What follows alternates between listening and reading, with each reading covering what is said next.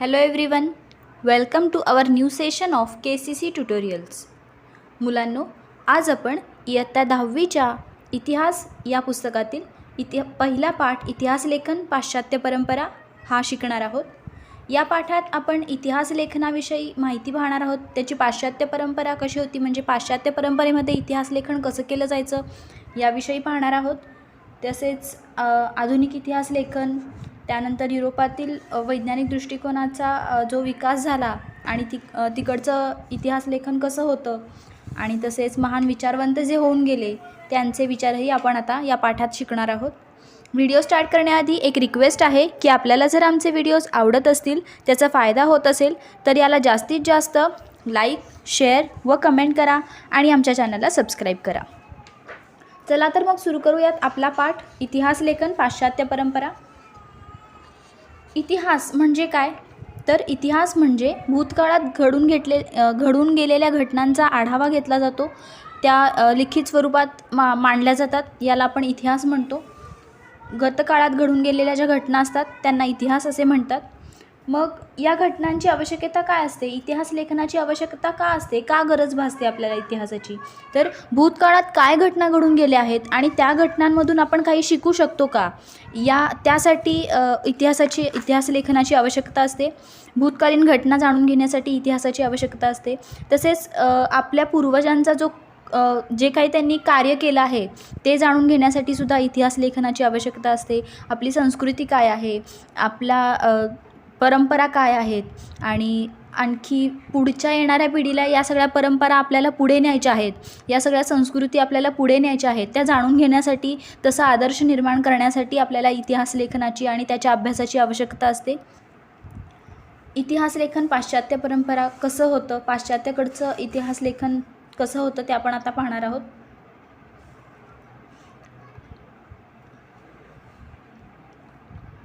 गतकाळात घडून गेलेल्या घटनांची क्रमशः संगती लावून त्यांचे आकलन करून घेणे या उद्दिष्टाने इतिहासाचे संशोधन, लेखन आणि अभ्यास केला जातो. ही एक अखंडितपणे चालणारी प्रक्रिया असते. भूतकाळामध्ये ज्या घटना घडून गेल्या आहेत त्यांची क्रमशः संगती लावून त्यांचा अभ्यास केला जातो, त्यांचं आकलन केलं जातं, आणि हे करण्यासाठीच इतिहासाचं संशोधन केलं जातं, त्याचं लेखन आणि अभ्यास केला जातो. आणि ही जी प्रक्रिया आहे लेखनाची आणि अभ्यासाची, ती अखंडितपणे चालणारी प्रक्रिया असते, कारण त्यावरती वेगवेगळे इतिहासकारांचे वेगवेगळे विचार मांडले जातात आणि त्यावर पुन्हा अभ्यास केला जातो, पुन्हा चर्चासत्र होतात, पुन्हा संशोधन होतं. अशी ही प्रक्रिया अखंडितपणे चालणारी असते. त्याचे पुरावे, त्याची साहित्य, इतिहासाची साहित्य, असे अनेक पद्धतींनी हा अभ्यास केला जातो. त्यामुळे ही अखंडितपणे चालणारी प्रक्रिया असते. वैज्ञानिक ज्ञानशाखांमध्ये उपलब्ध ज्ञानाची सत्यता पडताळून पाहण्यासाठी प्रायोगिक पद्धती आणि प्रत्यक्ष निरीक्षण यांचा अवलंब केला जातो. वैज्ञानिक ज्या ज्ञानशाखा आहेत, म्हणजे सायन्सच्या साईडच्या ज्या फील्ड आहेत, त्या सगळ्या फील्डमध्ये, ज्ञानशाखांमध्ये जे काही नॉलेज आहे किंवा जो काही त्यातला अभ्यास आहे, तिकडचं जे ज्ञान आहे, त्याची सत्यता पडताळून पाहण्यासाठी प्रायोगिक पद्धती आणि प्रत्यक्ष निरीक्षण यांचा अवलंब केला जातो. प्रायोगिक पद्धती म्हणजे काय? तर प्रयोग करून पाहणे. अनेक वैज्ञानिक शाखांमध्ये आपण प्रयोग करून पाहतो, प्रत्यक्ष निरीक्षण करू शकतो, त्या घटना आपण पुन्हा पुन्हा घडवून त्यांचा अभ्यास करू शकतो. या पद्धतीच्या आधारे विविध घटनांच्या संदर्भातील सार्वकालिक आणि सार्वत्रिक नियम मांडणे आणि ते नियम पुन्हा पुन्हा सिद्ध करता येणे शक्य असते. कारण आपण प्रायोगिक पद्धती वापरत असतो, त्यामुळे हे नियम पुन्हा पुन्हा सिद्ध करता येणे शक्य असते. आपण प्रयोग पुन्हा पुन्हा करून पाहू शकतो, आणि त्यामुळेच या सगळ्या घटना आणि त्यांच्या संदर्भातील सार्वकालिक आणि सार्वत्रिक नियम मांडणे वैज्ञानिक ज्ञानशाखांमध्ये हे शक्य असतं. परंतु इतिहास संशोधनामध्ये असं करता येत नाही. इतिहास संशोधनामध्ये प्रायोगिक पद्धती, प्रत्यक्ष निरीक्षण यांचा अवलंब करणे शक्य नसते. कारण त्याच्यामागची कारणे काय आहेत बघा, तर त्यामागे असे कारण आहे की इतिहासातील घटना घडून गेलेल्या असतात. जेव्हा आपण एखादा इतिहास हा विषय आपल्याकडे येतो किंवा आपण त्याचा अभ्यास करत असतो, तर त्या घटना घडून गेलेल्या असतात, तेव्हा त्यांच्या निरीक्षणासाठी आपण तेथे नसतो. प्रत्यक्ष जर निरीक्षण करायचं झालं तर त्यावेळी आपण तिथे नसतो, कारण या सगळ्या घडून गेलेल्या घटना आहेत. भूतकाळात घडलेल्या घटना म्हणजे इतिहास, आणि त्यामुळे आपण तिथे नसतो व त्या घटनांची पुनरावृत्तीही करता येत नाही. तसेच सार्वकालिक आणि सार्वत्रिक नियम मांडणे आणि ते नियम सिद्ध करता येणे शक्य नसते. त्यावेळी आपण तिथे उपस्थित नसल्यामुळे त्या घटना आपण पुनरावृत्ती आपण त्यांची करू शकत नाही आणि त्याचे निरीक्षणही करू शकत नाही. प्रायोगिक पद्धती इथे वापरता येत नाही आणि त्यामुळेच हे नियम पुन्हा पुन्हा सिद्ध करता येणे शक्य नसते. सर्वप्रथम ऐतिहासिक दस्तऐवज लिहिण्यासाठी ज्या भाषेचा आणि लिपीचा वापर केला गेला असेल त्यांचे वाचन करण्यासाठी आणि त्याचा अर्थ समजण्यासाठी ती भाषा आणि लिपी जाणणाऱ्या तज्ज्ञाची आवश्यकता असते. आपल्याला जर ऐतिहासिक किंवा इतिहास लेखनाचा किंवा इतिहासाचा जर अभ्यास आपल्याला करायचा असेल, इतिहास संशोधन करायचं असेल, तर ती जी ऐतिहासिक दस्तऐवजामधली भाषा आहे, जी लिपी आहे, त्या लिपीचा आपल्याला त्या लिपीचे ज्ञान आपल्याला असले पाहिजे, त्या भाषेचे ज्ञान आपल्याला असले पाहिजे, अथवा ती भाषा किंवा ती लिपी जाणणाऱ्या तज्ज्ञाची आपल्याला आवश्यकता असते. असा एखादा जाणकार आपल्याला हवा असतो. त्यानंतर अक्षरवाटिका म्हणजेच अक्षरांचे वळण, लेखकाची भाषाशैली, त्या लेखकाने कोणती भाषा वापरली आहे आणि वापरलेल्या कागदाच्या निर्मितीचा काळ कोणता आहे, यावरूनही आपल्याला तो काळ समजण्यास मदत होते. आणि कागदाचा प्रकार, अधिकारदर्शक मुद्रा यांसारख्या विविध गोष्टींचे जाणकार संबंधित दस्तऐवज अस्सल आहेत की नाही हे ठरवण्यास मदत करू शकतात. या सगळ्या गोष्टींचा विचार करून हे जे इतिहासकार आहेत, जाणकार आहेत, इतिहास तज्ज्ञ आहेत, ते हे ठरवतात की हा जो दस्तऐवज आपल्याकडे आहे तो खरा आहे की नाही हे ठरवलं जातं. त्यानंतर इतिहासतज्ञ ऐतिहासिक संदर्भाच्या तौलनिक विश्लेषणाच्या आधारे दस्तऐवजातील माहितीच्या विश्वासार्हतेची पडताळणी करू शकतात. याचाच अर्थ काय की तौलनिक विश्लेषण म्हणजे तुलनात्मक विश्लेषण केलं जातं. जे ऐतिहासिक संदर्भ आपल्याकडे आहेत त्यांचं तुलनात्मक विश्लेषण केलं जातं आणि त्या दस्तऐवजातील जी माहिती आहे ती खरी आहे की नाही याची पडताळणी केली जाते, विश्वासार्हतेची पडताळणी केली जाते. इतिहास संशोधन पद्धती. इतिहासाची मांडणी कशी केली जाते पहा. उपलब्ध ऐतिहासिक माहितीचे संदर्भ तपासणे. जी आपल्याकडे ऐतिहासिक माहिती आहे तिचा संदर्भ काय आहे, म्हणजे या सगळ्या माहिती आपल्याकडे कुठून आल्या आहेत. इतिहासाच्या साधनांचे चिकित्सक संशोधन केलं जातं.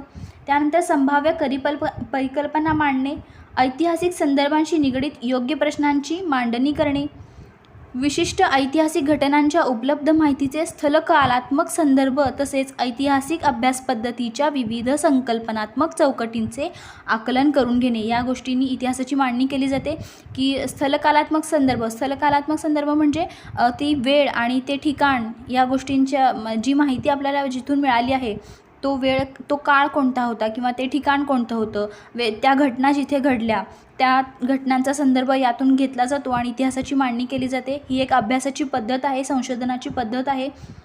त्यानंतर ऐतिहासिक माहितीचे संकलन केलं जातं, म्हणजे ती माहिती एकत्र गोळा केली जाते. ऐतिहासिक बदलांना कारणीभूत असणाऱ्या प्रक्रियांचे स्वरूप अधोरेखित करणे आणि त्यांचे तौलनिक विश्लेषण करणे. तौलनिक विश्लेषण म्हणजे तुलनात्मक विश्लेषण त्यांचं केलं जातं आणि मग इतिहासाची मांडणी केली जाते. त्यानंतर पुढे आपण पाहणार आहोत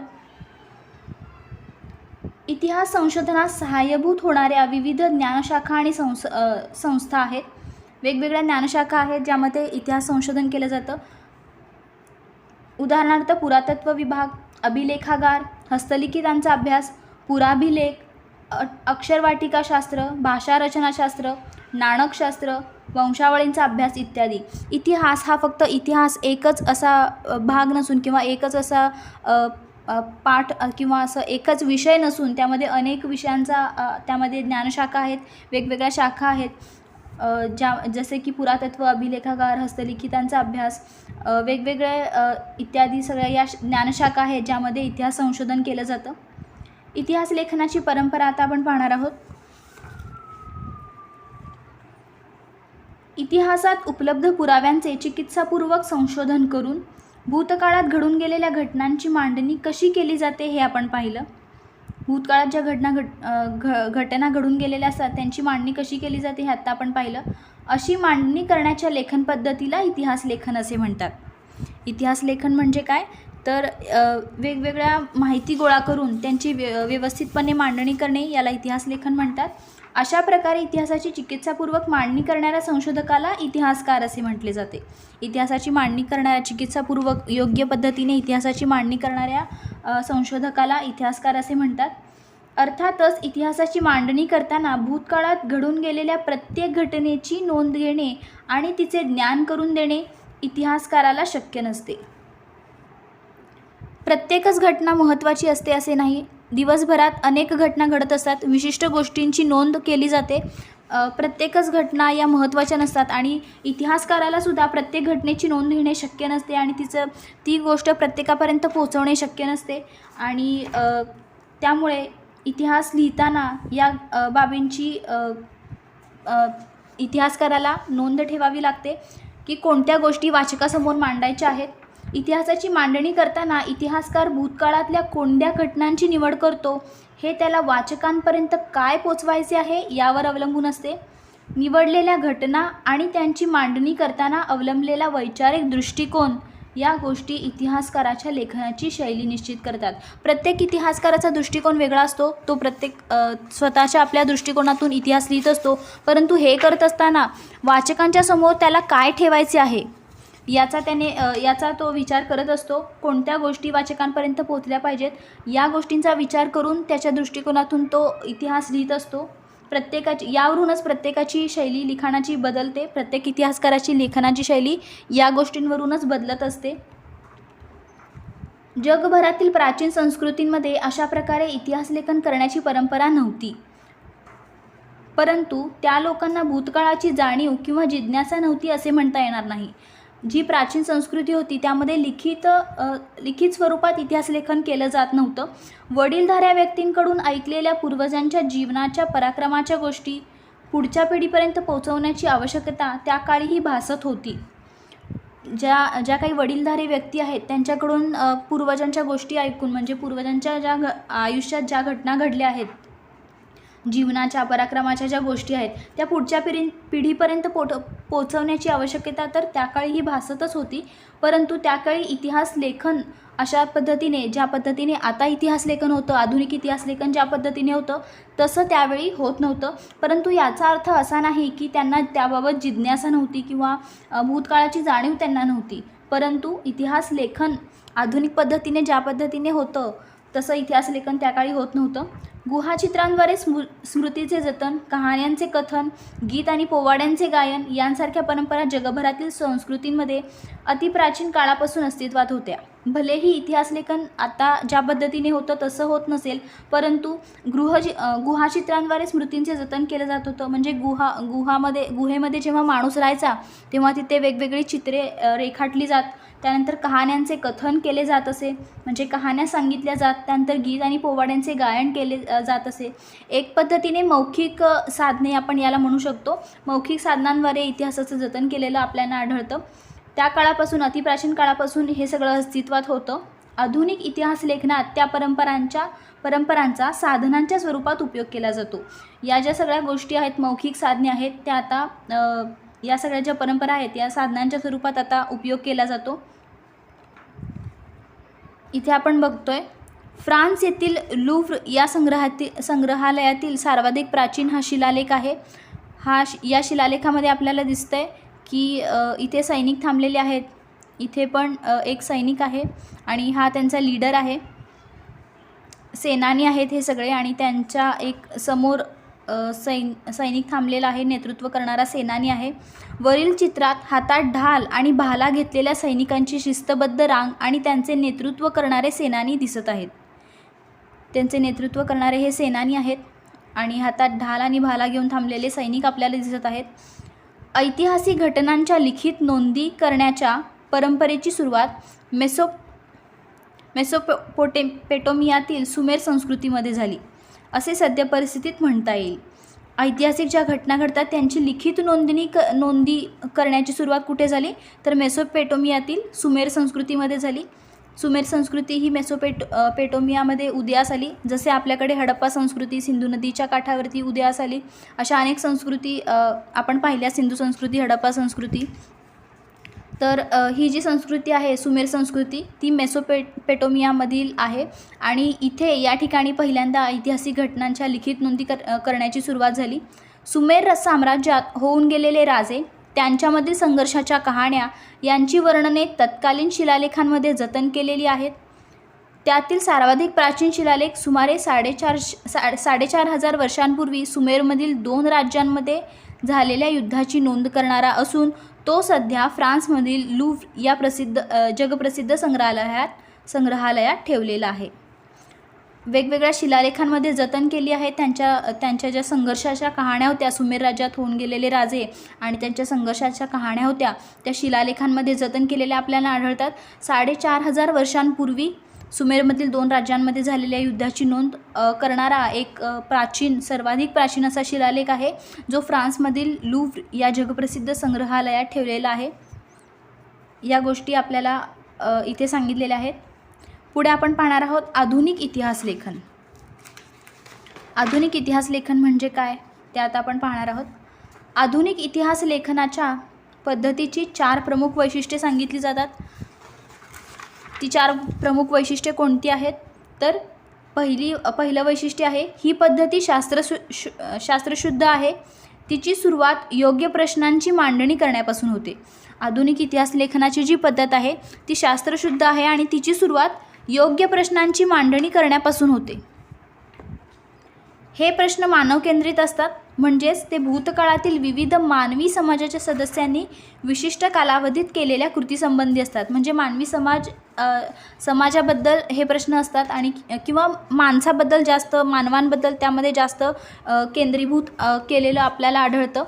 मानव हा केंद्रस्थानी असतो. त्याने भूतकाळामध्ये ज्या घटना घडलेल्या आहेत, मानवी समाजाने ज्या कालावधीत त्या विशिष्ट अशा कालावधीमध्ये ज्या कृती केल्या आहेत त्यासंबंधीचे घटनाक्रम यामध्ये असतात. इतिहासात त्या कृतींचा संबंध दैवी घटना किंवा देवदेवतांच्या कहाण्यांशी जोडण्याचा प्रयत्न केला जात नाही. या सगळ्या ज्या घटना आहेत त्यांचा संबंध कुठेही दैवी घटना किंवा देवदेवतांच्या कथा कहाण्यांशी केलेला आपल्याला आढळत नाही किंवा असं केलं जात नाही आधुनिक इतिहास लेखनामध्ये. पुढचं तिसरं वैशिष्ट्य आहे, या प्रश्नांच्या इतिहासातील उत्तरांना विश्वासार्ह पुराव्यांचा आधार असतो. या सगळ्या गोष्टींना आधार असतो, त्यामुळेच ही पद्धत शास्त्रशुद्ध आहे असे म्हटले जाते आणि त्यामुळे इतिहासाची मांडणी तर्कसुसंगत असते.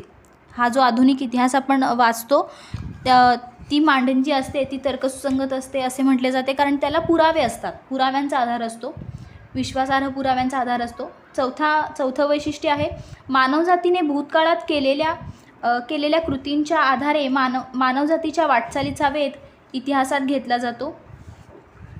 मानवजातीने ज्या भूतकाळात केलेल्या कृती आहेत त्यांच्या आधारे मानवजातीच्या वाटचालीचा वेध म्हणजे मानवजातीची वाटचाल कशी झाली, कशी सुधारणा होत गेली, या सगळ्यांचा वेध इतिहासात घेतला जातो. ही 4 वैशिष्ट्ये आहेत आधुनिक इतिहासाची. ही 4 वैशिष्ट्ये आहेत इतिहास लेखनाची. वरील वैशिष्ट्यांनी युक्त असलेल्या आधुनिक इतिहास लेखनाच्या परंपरेची बीजे प्राचीन ग्रीक इतिहासकारांच्या लेखनामध्ये आढळतात असे मानले जाते. हिस्ट्री हा शब्द ग्रीक भाषेतील आहे. हिस्ट्री म्हणजेच इतिहास.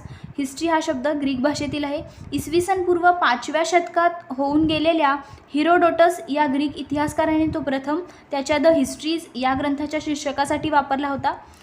हिरोडोटस याने हा ग्रंथ लिहिला आहे द हिस्ट्रीज. हिरोडोटसलाच इतिहासाचा पिता, इतिहासाचा जनक असेही म्हणतात. या हिरोडोटसने जो ग्रंथ लिहिला आहे द हिस्ट्रीज या त्याच्या ग्रंथाच्या शीर्षकासाठी त्याने हिस्ट्री हा शब्द पहिल्यांदा वापरला होता. आणि आज जो आपण इतिहास, हिस्ट्री हा शब्द वापरतो हा एक ग्रीक शब्द आहे, ग्रीक भाषेतील शब्द आहे. आणि अशा पद्धतीने इथंपर्यंतचा भाग आपण या व्हिडिओमध्ये पाहणार आहोत. उर्वरित भाग नेक्स्ट व्हिडिओमध्ये, पुढील व्हिडिओमध्ये आपण शिकणार आहोत. तर आपल्याला हा व्हिडिओ आवडलाच असेल. आपल्याला जर हा व्हिडिओ आवडला असेल तर याला जास्तीत जास्त लाईक, शेअर व कमेंट करा आणि आमच्या चॅनलला सबस्क्राईब करा. And thank you for watching our videos and goodbye.